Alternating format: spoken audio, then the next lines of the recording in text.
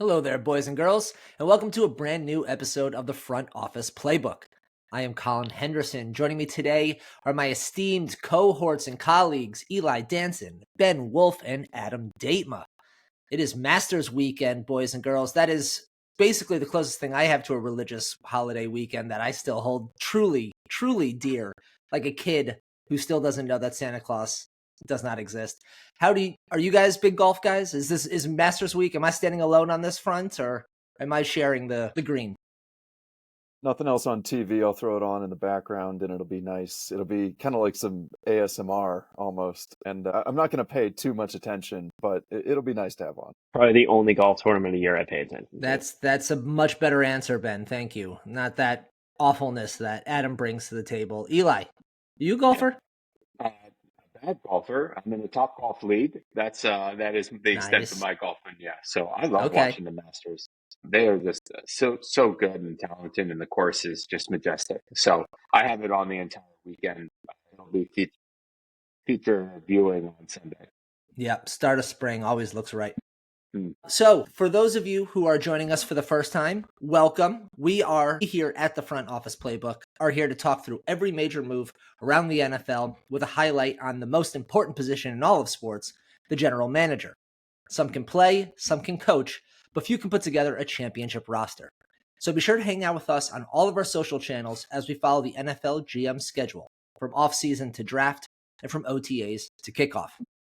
Coming up on the show today, we're continuing our focus on the upcoming NFL draft, with today's focus on wide receivers and tight ends, the best ones that will hear their names called in just 2 weeks' time.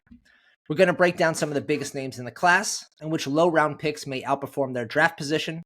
We'll highlight what teams are in the market for a new pass catcher, and we'll discuss how certain teams should game plan around drafting at that position. So, Adam, why don't you kick us off here? Give us a general preview of this wide receiver / tight end draft class and how it compares to some of the more recent draft classes that we've seen come out of college.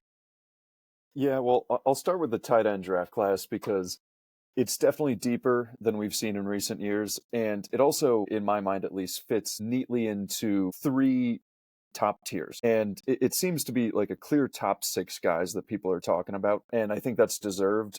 But in my mind, the Tyler Warren and Colson Loveland tier, you plug them in, they're your starter. Maybe they're not amazing right away, but they're your starter right away. You draft them to be your starter. Gunnar Helm and Mason Taylor, to me, are guys who are going to come in and be able to make an impact right away, but they would be a great number two and kind of a mediocre number one. So, the teams who already have a number one receiver, even looking at someone like the Chiefs, if they're looking to the post-Kelsey era, that would be a great spot for Gunnar Helm or Mason Taylor, kind of run that 12 personnel for a year or two and then switch over to them full time.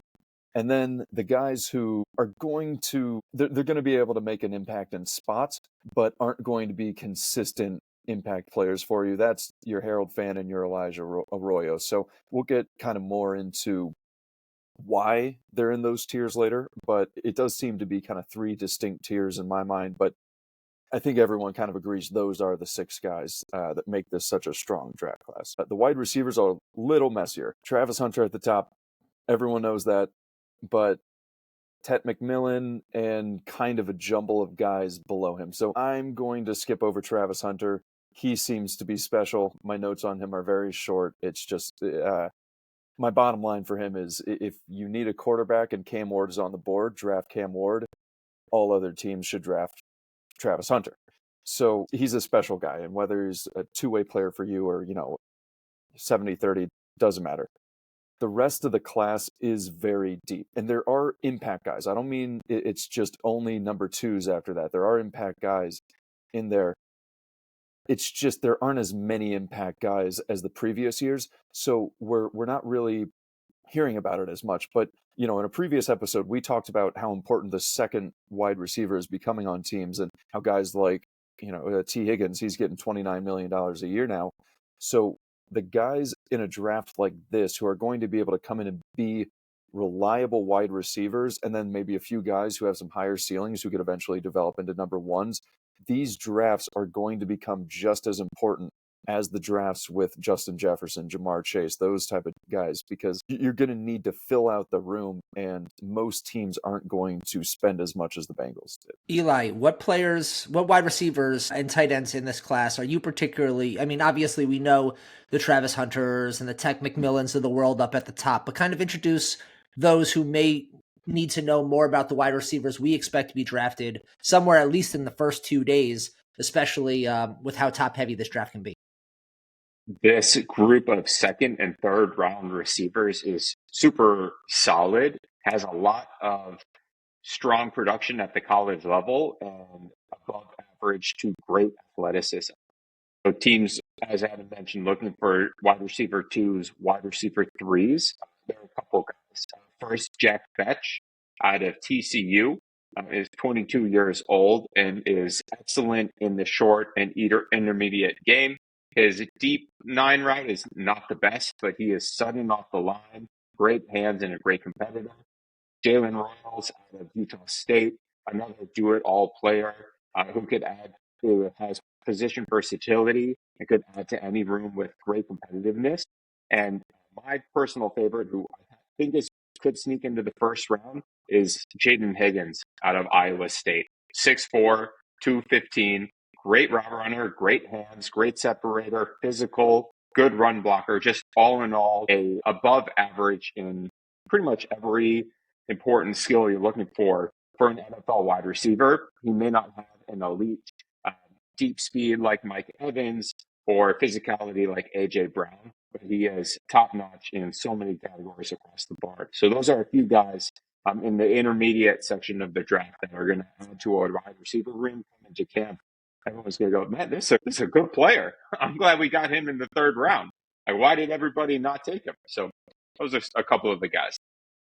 At the top of the second, I mean, maybe even hopping into the back end of the first, guys like Luther Burden out of Mizzou, who had just an incredible 2023, but a down 2024 year. The talent is eye-popping, but the production, especially his final year in college, wasn't.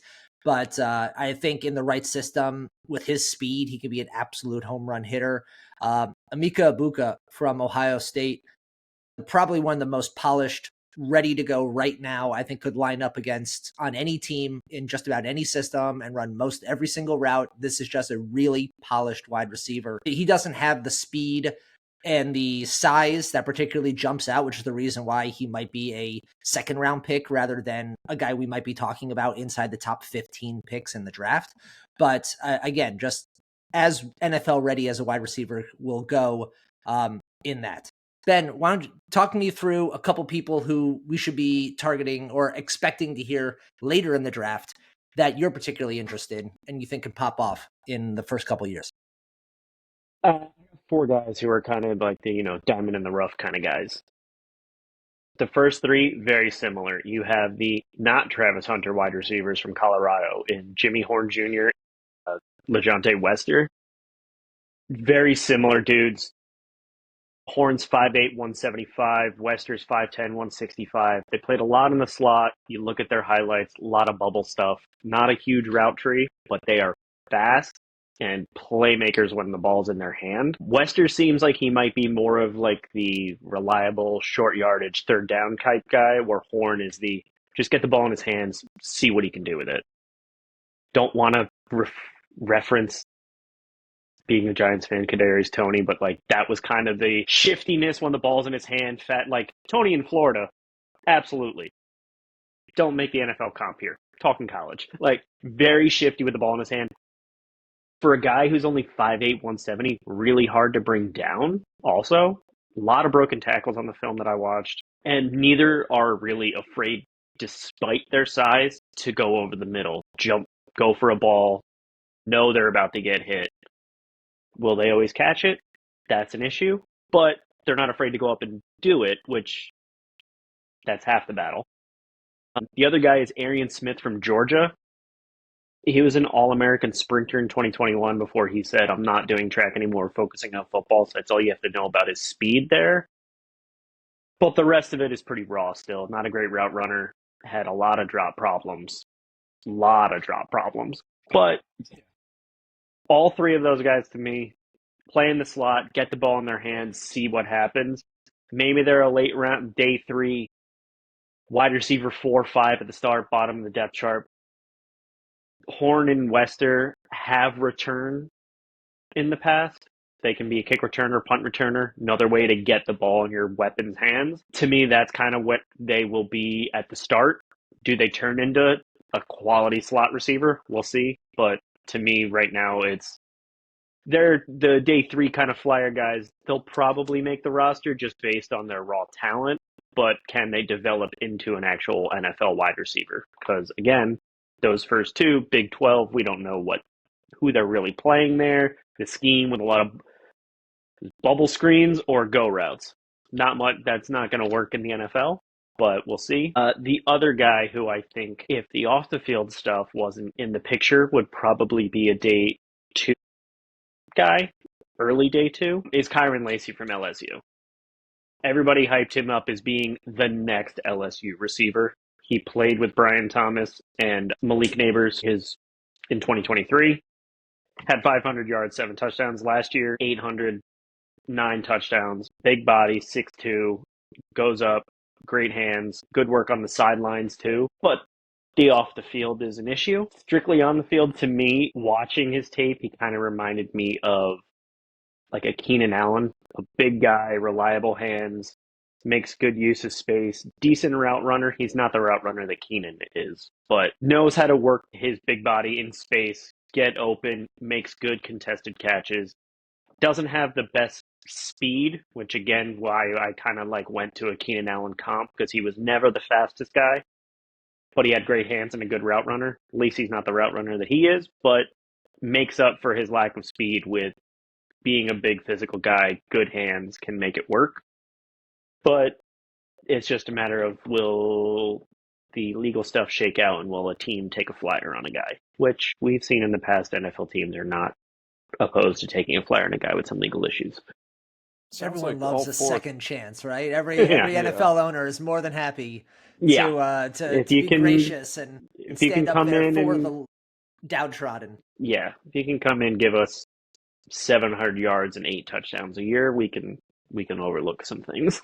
Yeah, or we'll overlook, contract. or at the very least, we'll counsel you through the rest. Yeah, exactly. Eli, so those are the 4 guys that jump out to me. Excellent. Eli, why don't you kind of set the table for us from an NFL perspective? What teams are out there right now? What is the current wide receiver picture around the NFL? What teams are in the market for a pass catcher, and who really needs a game changer coming out of the draft? It's a really interesting time in the distribution of skill talent across the league. There have been, the last 3 draft classes have added a lot of wide receiver talent to the NFL. It feels like it is very concentrated in a few teams. I think the Vikings, the Eagles, the Bengals, these are teams with pairs or trios of top tier talent. And so that discrepancy and lack of parity is leaving a couple teams in desperate need of impact players in their skill receiving room. So a few teams to start off with.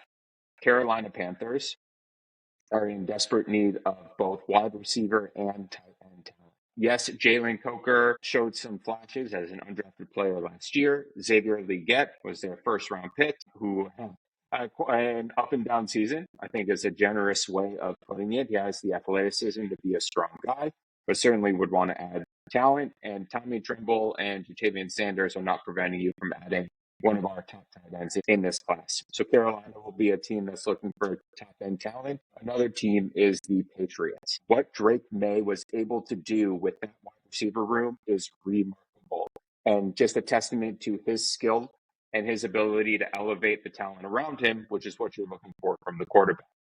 So if the team can add some players around him who can actually help him, it'll be pretty remarkable what Drake May can do this year. This is a team who has a history of not being able to identify wide receiver and skill talent through the draft. N'Keal Harry, they drafted Jalen Polk in the 2nd round last year. So there is a lot of risk in trusting this franchise with drafting a top-tier receiver, but it needs to be done.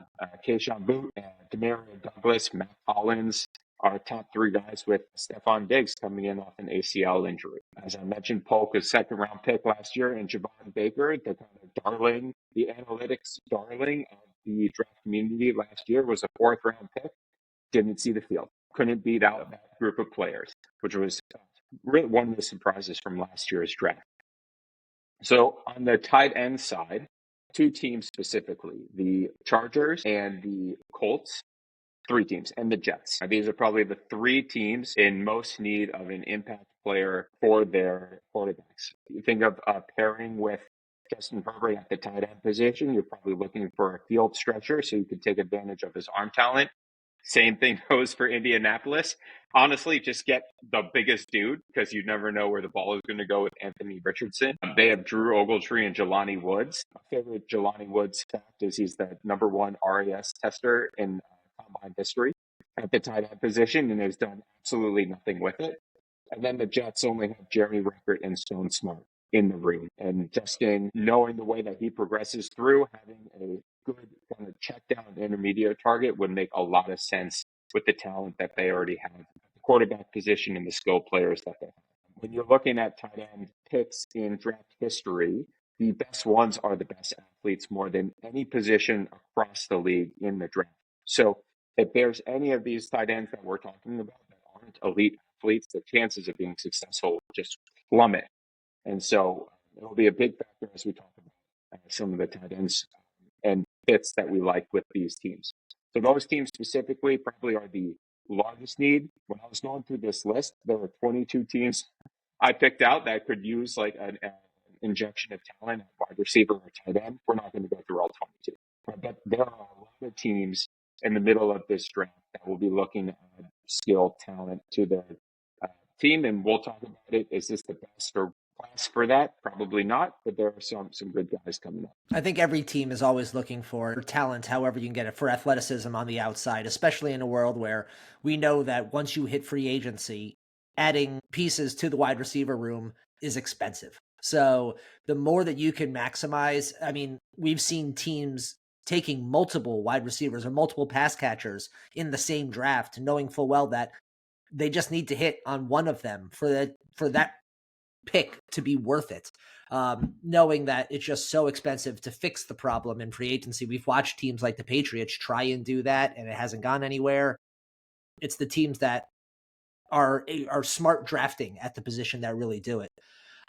Adam, I think one of the things that's interesting in the tight end conversation is the fact that over the last few years, we've seen a crop of tight ends really make the transition from college to the NFL level. And that was something that wasn't really happening prior. It usually took a year or two for there to be kind of a gradual run up. Over the last few years, we've seen the Bowers of the world, the Laportas of the world, like so many of these tight ends resetting records at the position. Is this more of a NFL teams figuring out ways of utilizing rookie tight ends, or do you attribute this more to just simply a better crop of tight end talent coming out of the collegiate ranks? Of course, it's going to be both. So I think. Well, which one which one is really more relevant to it? I think we look back to the Gronk and Hernandez pairing when everyone realized, oh my God, at least in the modern era, when everyone realized, oh my God, two tight ends, that can be deadly if you have two good tight ends. And there's Gronk and then Kelsey and Kittle. There's been a lot of just kind of iconic tight ends lately, and that does seem to be kind of how the tight end position goes. It doesn't seem like it's a group where there's usually like 10 to 15 great players at it, because you have to be so physically dominant at the position to really be a great tight end. So I think what kind of that 12 personnel showed everyone was like, okay, Aaron Hernandez, he's not that physically dominant dude. And I think people kind of started just getting a little creative. And once they started getting more creative, especially, with more receivers like Kelsey and such, I think it started showing younger athletes that, okay, you can be a defensive end or a tight end. And if you want to catch the ball, you can be a tight end. And it's kind of the same body type. And you don't have to be super fast and you don't have to be super strong. But if you can kind of do it all, it's a good position. And now it's starting to be recognized in the NFL. And it kind of is it's been a cool position recently. So I think a lot more players are gravitating towards that. Receivers are getting so fast just in general nowadays that, maybe those bigger guys, they're deciding to become tight ends earlier on in their careers. I think it, again, really is both that, we saw in the NFL the different ways tight ends can be used, and tight ends then started showing how they can be used differently coming up in college. And it's kind of chicken or the egg in my mind. There's kind of two major factors leading to rookie and second year tight ends having unprecedented production. You can look at the trends of defenses getting smaller, right, through the mid 2010s and into the 2020s. Defenses, linebackers were getting much smaller to cover the more spread versions of the offenses that were in the NFL. Because of that, there is more room for large physical players to take advantage of smaller linebackers, smaller safeties, which would give, some ability to these rookie tight ends to make an impact sooner than in past years. The other major factor is we mentioned Jelani Woods, like the top athletic tight ends were bad college football tight ends. It just so happened in the last 2 years that the top athletes were also the best football players. And so I think this was a unique wave of players, Sam Laporta, Brock Bowers, that were amazing football players in college and were able to translate their athleticism to the field. You look at a guy like Dalton Kincaid, who is a solid athlete, great college production. He hasn't been able to put it together for a Buffalo team that needed an impact from that tight end room, or why they drafted him so high, and they haven't gotten it from him. So there are still rookies who are developing late, but you look at a guy like Tucker Kraft in Green Bay, who was a 9-point RAS athlete, an immensely physical player, making his mark in the league very early on. So there are the kind of those two combined factors. Defenses being smaller and the best athletes being actual good football players that have allowed these tight ends to make the impact. We'll see with this class. You guys like Kyle Pitts, who had an amazing rookie year. It's been not as good since then. I'll say, yeah, sorry, you finished up. I just want to say one thing, though. I think the tight ends are getting smaller, too. Like, I think Kyle Pitts was around 240, 245. Like, even Colson Loveland, who I think is the best blocker in this class, he's 245. You look at Elijah Arroyo, he's 245, Harold Fannin, 230. So they are. Yeah, the 270-pound Gronk tight ends are not necessarily the Slimming move down, anymore. Yeah, so they're not needed anymore, but I think it's a size thing in the way Eli's saying, in that it's you still have the height almost on these, 6'1" linebackers and, these 6'5", 5'11" safeties. You still have that height. If you can kind of match them on the speed, and we're not asking you to block as much anymore, then you're going to be a more effective player than tight ends used to be. And yeah, I think that's just kind of being seen throughout football, and tight end is a cool position. I mean, even like the two guys we mentioned, Laporta and Kittle, are 245, 250. That 15, 20 pounds less than we were seeing tight ends 10 years ago. And Kittle's still an ass kicker at 250. Yeah. Two of the biggest guys in this class, two of the best athletes in this class from the tight end position, Tyler Warren and Colston Loveland, both almost guaranteed to be first round picks the way that people are talking about them. And I've seen mocks where both of them go inside the top 10. So this is a unique class, especially at the top for the tight end. Tyler Warren, kind of not only a tremendous athlete, but a do-it-all kind of player.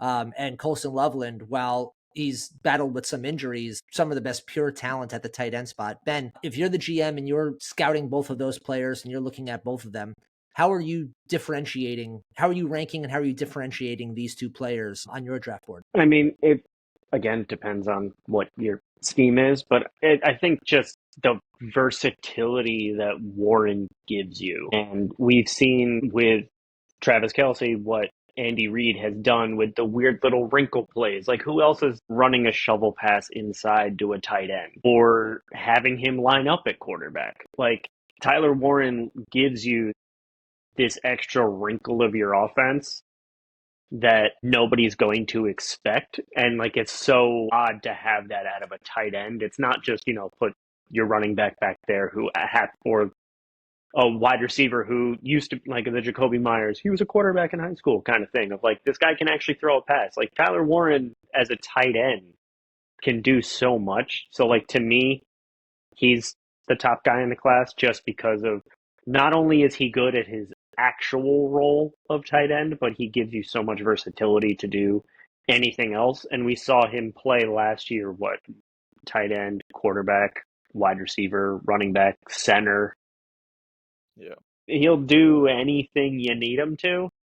And he also kind of gives me the George Kittle, I'm going to giggle while I throw you to the ground kind of vibe, which in a locker room is great. Like to me, that's, I kind of, if guys are so similar on production, it's kind of like, what else can they do outside of their main role? Like, are they just a wide receiver? Or are they also a good run blocker or even a pass blocker? Like, if he doesn't run a route on this play, can he be another tackle almost at the end of the line? Well, I gotta And say, I just think that like Warren's versatility as a offensive weapon with his size is something that I couldn't overlook if I was looking to draft a tight end. I don't think I get you on the offensive weapon, and I think Mina Kimes was describing him almost like Debo Samuel in a sense. Yeah. The blocking, though, was not impressed. No. He's huge and should be good at it, and he isn't. And I know he has, in that offense, just a lot more, just more important responsibilities, if we're just being frank about it. But, it would be nice to see a little more effort and just a little more production on the blocking side. And I agree with you, but when he's 6'5", 260, that's just a big guy to move. Like, you can get him to learn how to block. Obviously, it's not something he's good at now, but he could develop into a better blocker. He's developed into doing everything else well. I feel like if he can do everything else, he can learn how to be a useful blocker. Is he going to be a Gronk who basically was another tackle on the end of the line? No. But could he be a passable blocker? I believe he could be. Yeah, and truthfully, all he needs is to be an average blocker for how important he is offensively in terms of pass catching. Like, as long as he is not a below average blocker, that is fine. Any team that is drafting him or Loveland, and Loveland again, similar, more of a wide end, a wide end rather than more of the traditional tackle tight end kind of style. Like it's more of a flex position anyways. Teams who are drafting him know full well that, if we're drafting this guy, we need to have at least one tight end on the roster who's going to catch 15 passes all year, and his entire job is just to be that sixth tackle on the end. That's essentially where that'll go. Let's talk about some. Block, oh, go ahead. What's that? Loveland can block, though. He's probably the best of the class. Best of the class, really? You have him as best blocker of the class? Best of the class, but tight ends are just big receivers now, so it's but okay. The best compliment, I guess, but best of the class. We'll take best of the class. Let's go into a couple individual teams, some teams that we think are going to be impactful in this pass catching draft. And let's start with Eli. Why don't you kick us off? What team did you want to highlight here and kind of talk us through how you'd tackle this position, drafting this position 2 weeks from now?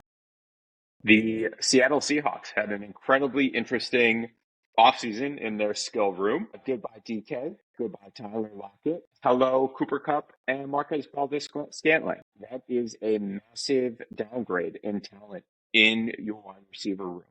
This is a team that has a lot of draft capital to be able to address the position. They have the 18th pick in the first round, 2 second-round picks at 18 and 20, and 2 third-round picks. So they'll have a lot of opportunities to double dip in this class. Wide receiver, as a just general roster building philosophy for general managing, should be a position that was targeted early and often. We talk about roster value or value surplus for wide receivers. If you're able to have 2 rookie wide receivers contributing on the rookie contracts, contributing significantly to your offense, you're in an incredibly advantageous position. Example being Green Bay Packers. These past years have had the cheapest wide receiver rooms and have gotten average to above average production from that, and it's helped the team tremendously. So there are a couple of options I really like for this team.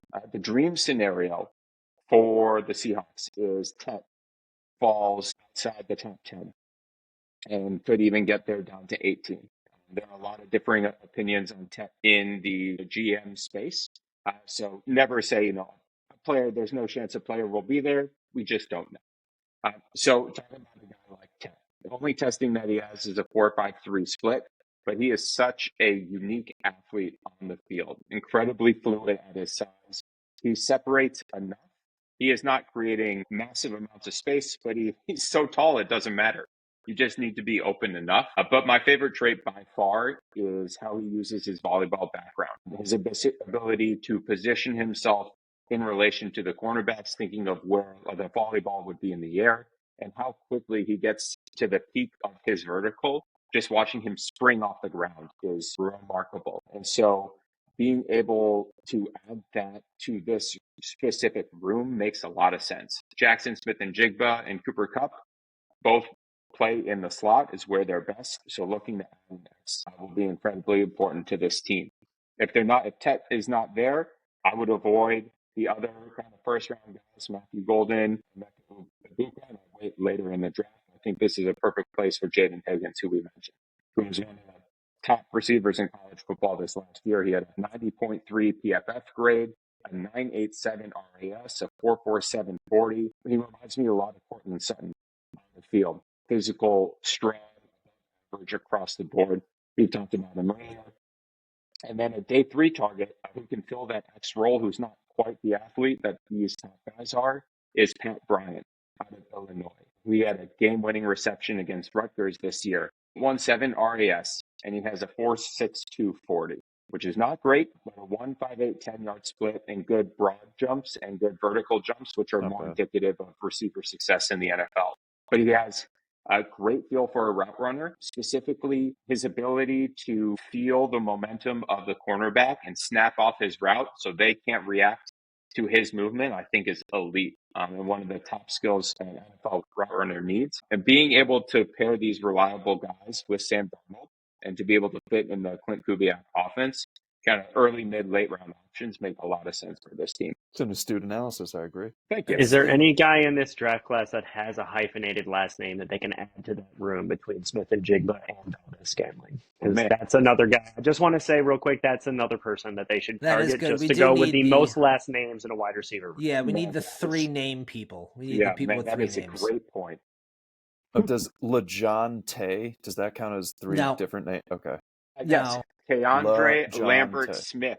There you go. That's our 7th. There's our 6th, 7th round pick right there. 6th, 7th round flyers just to add more last names into the wide receiver room. That's what they're looking for. Somebody's trying to create these jerseys going like, come on. Like, this is too many letters. This is enough of this. No, Seattle, I think, is it's curious the way that Seattle has handled this entire offseason, obviously changing the quarterback, changing the wide receiver room dramatically, adding Cooper Kupp to a conversation to the room, expecting JSN to really essentially step up and now establish himself as the number 1 that they drafted him as. I believe that was 2 years ago.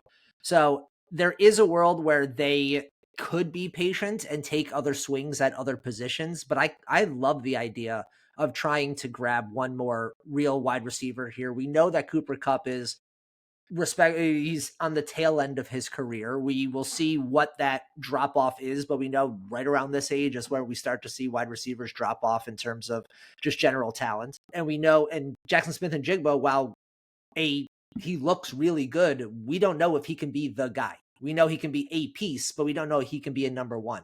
So I really like the idea of McMillan there. Adam, how do you feel about McMillan? I know that you, I think when we spoke last, you were a little lower on him than most. How do you feel about it? I've rebounded a little bit. Okay. It's just the comment he made about, I don't watch football in my off time. That's just, maybe it's silly to worry about such things, but maybe it's not. So, especially when I'm on Twitter and I see a graphic putting that next to the Travis Hunter, we got 24 hours in the day. I sleep for 8. The other 16 are football. Like, yeah, that does look bad next to each other. So that hit me wrong, I believe, when we last talked about it. But watching the film, I mean, I think it's a perfect fit, just like Eli was saying. He brings an element to that offense of just throw it up. Just throw it up to him, he'll get it. And I heard some analysts talking, and they made a point that sounded really good. You line up three receivers or two receivers and a tight end on the other side and just have him one-on-one with a corner on the backside. I mean, if that's not an elite corner, they're going to be in hell, man. Like, that guy is big, tall. Like, the point Eli was making about the volleyball, it sounds good. It sounds like oh yeah, that makes sense. Let's just make that point because it's convenient. It's very true. Like, he really does use that ability in his game, and you see it. The first note I made on him when I was watching his film was that he attacks the ball. Like, he doesn't just, stick his hands out. He jumps towards the ball when he's catching it. And I really do think there has to be some level of comfortability that came from the volleyball background there. Just that comfortability, being up in the air, contorting your body, however it is, it shows up for sure. So I think that's a very real point. I think you draft him and he immediately becomes a solid to good number 2 receiver with only better from there to become. So yeah, Yeah, no, he, I really like that pick. yeah, he literally floats like a butterfly when he's on the Yeah, field. It is awesome. Like And for when a guy that's that big, it's he's crazy. big. Yeah. his And I when also you think watch him he's jump. Yeah, go ahead, Colin. no, I was going to say he's also the type that he's the type of wide receiver that I think we see a couple every year where it's just like he's not a tester. Like, he's not someone who's going to, like, the testing isn't going to be the thing. Like, he needs someone across the line from him and he needs a ball up in the air. Like, that's what he needs to kind of be himself. And I think, we've seen kind of maybe his stock take a little bit of a hit coming out of this draft process where some people are like, he might go as high in like top 5, top 7. Now suddenly it's like, where might he slide to? I think this is a guy who is only going to play up and I think is going to be a great fit for a lot of teams. A team that just lost DK Metcalf and just lost their red zone target and just lost their tall guy who they could throw the ball up to and go grab. This would be a pretty ideal replacement. It's funny. It's such a different style than DK, but it does fill a similar Yeah. role. Adam, why don't you talk us through a team you wanted to highlight that's going to be impactful in this pass catchers market? And let's go with the Jags. Yeah, the Jacksonville Jaguars. A lot of people thought they were going to add Chris Godwin because of the Liam Cohen connection, but I think a lot of people just understand they need to add another pass catcher. And right now, it's Brian Thomas who's great in that room, and then a bunch of pretty good guys. De'Ami Brown, pretty good. Gabe Davis, yeah, he has a few deep catches. Parker Washington showed some stuff in a few games last year. Brenton Strange, the tight end, maybe something there. He looked all right. But they need some difference makers because right now it's Brian Thomas and some serviceable guys. So I don't think they should hit it in the first round. That number 5 pick, I mean, whether you're going O-line, D-line, I personally think you should go O-line. I think Mason Graham's more of a 3 technique. I think Eric Armstead's already in that 3 technique spot there. And so I'm not sure that he would give you the value you're expecting. I think Will Campbell would be a great pick with that 5 spot. But once you get to the second round and you have the 36th pick, it really seems like some receivers are going to drop out of the first round. Not totally sure who those receivers are going to be that drop out of the first round. I think it's going to depend on just team preferences. But I've seen many people saying that Luther Burden could drop out of the first round. He was such a nice surprise for me watching this because you hear that the 2024 tape was amazing and then it dropped off in 2023. Watching the 2023, this man, he reminds me of Antonio Brown. He really does, the way he moves. And he's aggressive. He's just sharp in his movements. If you try and arm tackle him, he's running right through you. He's a thick dude. It was really, really impressive. I think he walks into any team that needs a number 2 receiver and just immediately becomes that number 2 receiver. He can make things happen with the ball in his hand. He can, he's got speed to go deep. A little raw. He's also a bit of an emotional player. I think he got, at least in the cut up I watched, it was like 2 consecutive penalties for like unsportsmanlike or something. So like he's a bit emotional. They were down a lot to A&M and I think they were supposed to beat A&M and it was okay. But you also see it on the good side where he is getting hyped after big plays and he is lowering his shoulder and trying to run through people. So love to see that. If the Jaguars could get Luther Burden in the second round, that would be an incredible pickup for them. And then in the third round with the 20th pick, and really they have the 70th and the 88th pick. This kind of depends on what you're hearing from other teams about where they're valuing players. Because right now, Gunnar Helm is going a little under the radar, especially because I think he ran about a 4.9 at the combine. And then afterwards, he came out and said, like, yeah, I kind of sprained my ankle on the first get off and, just, finished it anyway. So, okay, I'm going to give him a little leeway for that, especially because on the film, he can run. Like he's not a superstar. He's not running a 4.4, 4.5 or anything, but he can run. It's not a problem. And he seemed to be just very natural. Like he had real good contact balance. The thing I kept coming back to was that I thought his ceiling was going to be Kittle. And I'm not ready to say he's going to be Kittle, but just the way he would run, and also the catches he would go up for, he definitely showed that courage and concentration, physical after the catch. He really, I think he got overshadowed by those receivers. I think that 40 time with that sprained ankle really hurt him.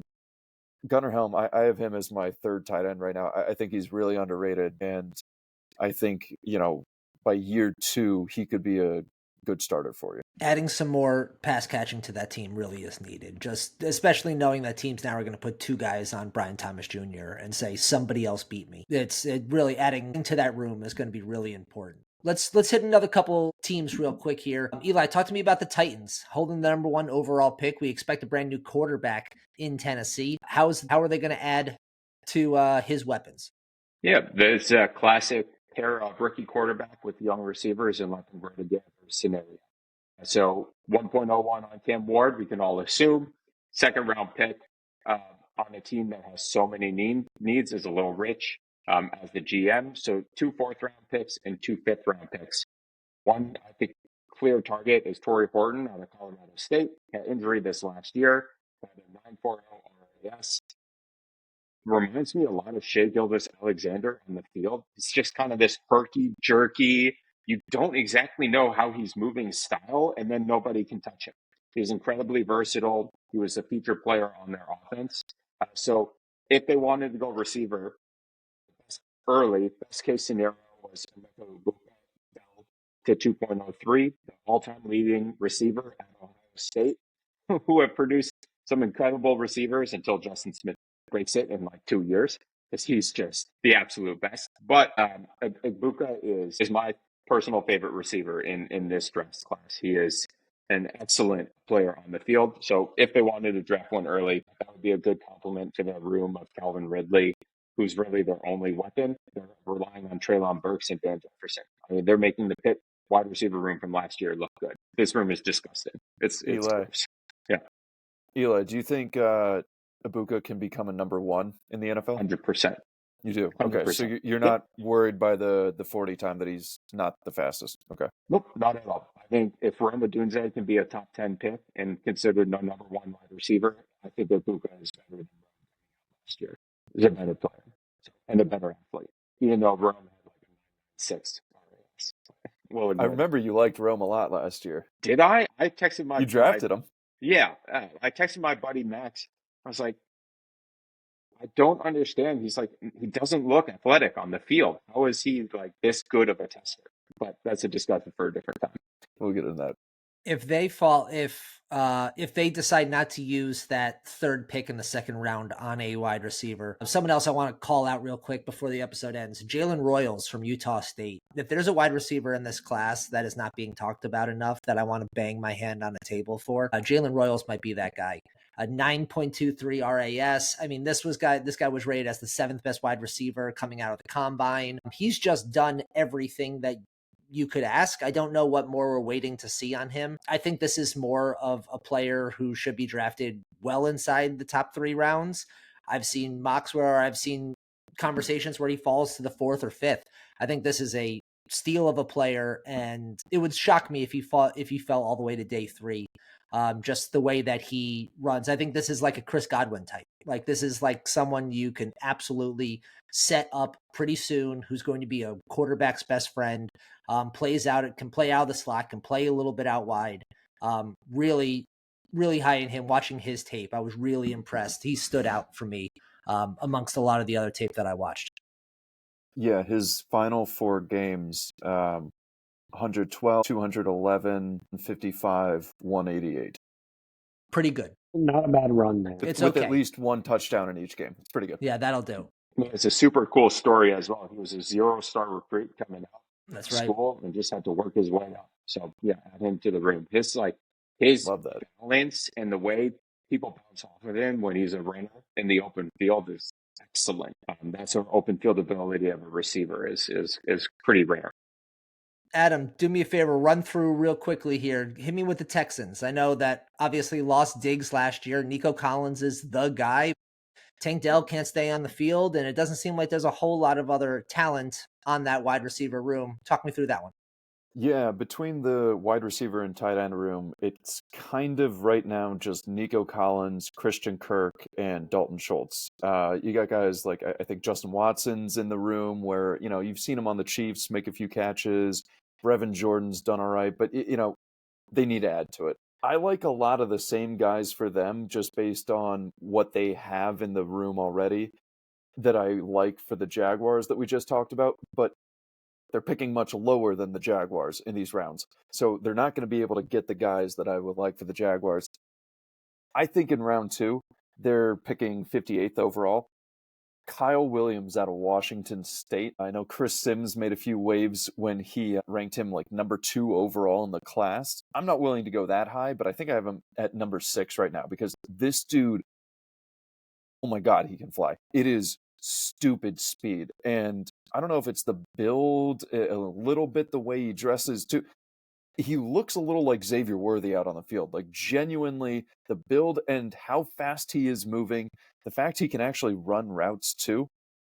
The only issue I find with Kyle Williams is that he's too bothered by physicality. Like when DBs are actually getting into him, it throws him off his route a little bit. He doesn't get those crisp routes in. He can definitely, he's not as good at catching when the DBs are all over him.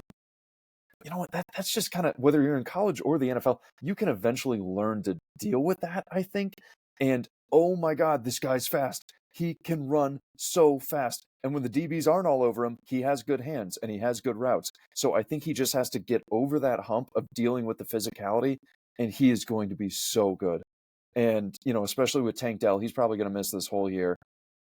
That's going to bring that awesome vertical factor. Not that Nico Collins can't go vertical. He's just more of a bigger guy, and he can work that intermediate dig route while Kyle Williams is flying 40 yards downfield. That would be such a great element for the Texans to add. And then Tank Dell comes back the next year, and they're just have a great receiving core. And then in the third round, maybe Gunnar Helm is there. We just talked about how much I like him, but Elijah Arroyo, we'll see. He's probably going to go before then. That dude, Harold Fannin Jr. out of Bowling Green, he looks like a running back when he plays. He's someone I compared to Deebo Samuel. I think he's very similar. He looks kind of like a bigger but slower Deebo Samuel in just the versatility that he brings. And once he has the ball in his hand, the cliche with Deebo was always, he looks like a running back once he gets the ball in his hand. Harold Fannin Jr. is a tight end who looks like a running back with the ball in his hand. So probably not going to be your starter. Dalton Schultz is probably still a better tight end. But if you can get Harold Fannin 3 to 4 receptions a game, he's going to turn those into wherever he catches it, he's going to get more yards than where he caught it. So overall, a good class. Sounds like a good class. This feels like it's got some good depth in there. As we kind of mentioned, a lot of players that we think are day 3 types that, again, while watching a lot of the tape, it looks like a deep class. Now, I wonder, it definitely does not have the top, especially from the wide receiver core. I mean, we talked about Ted McMillan, but outside of that, I'm not sure we have the same level as like what we saw over the last few years coming out of the collegiate ranks. Like, I don't think there's anybody who I'm like, this is the guy. Like, this guy could start tomorrow and be a top 7 wide receiver in the NFL. There's no Malik Neighbors. Exactly. There's no Neighbors, no Chase, there's no JJ. It's just not that case. But great depth in this class, and we're excited to see how it all plays out in just a few weeks. But that just about finishes up our show for today. If you enjoyed the show, then make sure you're subscribed wherever you listen to your podcasts so you don't miss an episode in the future. And if you listen on Apple Podcasts, please be sure to rate and review us. Love those 5 stars. And while you're at it, be sure to follow Front Office Playbook on X, YouTube, TikTok, and Twitch to be informed of all of our live shows, scouting videos, and more. So stay up to date on everything happening around the NFL and its impact on your team. Be sure to check back in soon for a brand new episode and a first round mock coming up very soon. And be sure to reach out to us on X to tell us what topics we should tackle next. So until next time, for Adam, Ben, Eli, and myself, happy Masters weekend. And as always, thanks for listening.